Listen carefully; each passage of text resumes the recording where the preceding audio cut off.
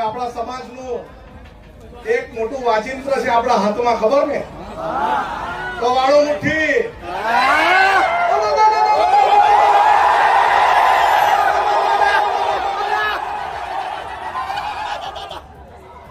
આપણે આદિવાસી સમાજ એટલે એક એવો સમાજ આ દુનિયામાં છે એ કોઈના બાથી ડરતો બી નથી. આ ચેતરભાઈએ સાબિત કરી દીધું છે.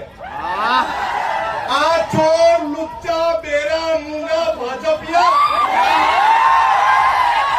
એને કહી દે ચેતર વસાવા એકલો નથી, આદિવાસી એની સાથે છે. અરે અમને એવી આદેશ આપવામાં આવે ચેતરભાઈ જો જેલમાંથી કે જેલ ભરો આંદોલન કરવાનું છે, આપણે જેલ ભરો આંદોલન કરવાનું છે. એવી કોઈ જેલ નહીં મળે જે 1 કરોડ આદિવાસીને જેલમાં મૂકી હતી.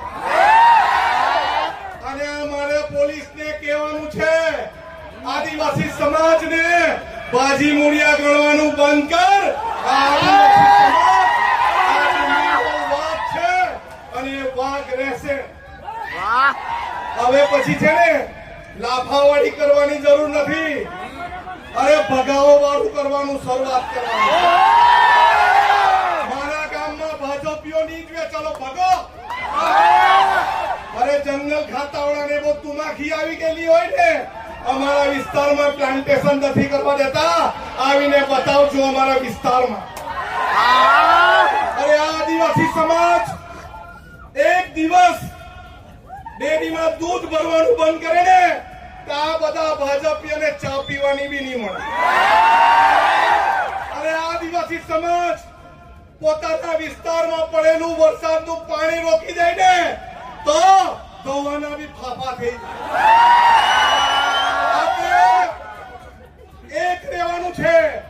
પાર્ટી પક્ષમાં જ્ઞાતિના ફાટામાં ફટવાનું નથી, બટવાનું નથી, બચાવવાનું નથી.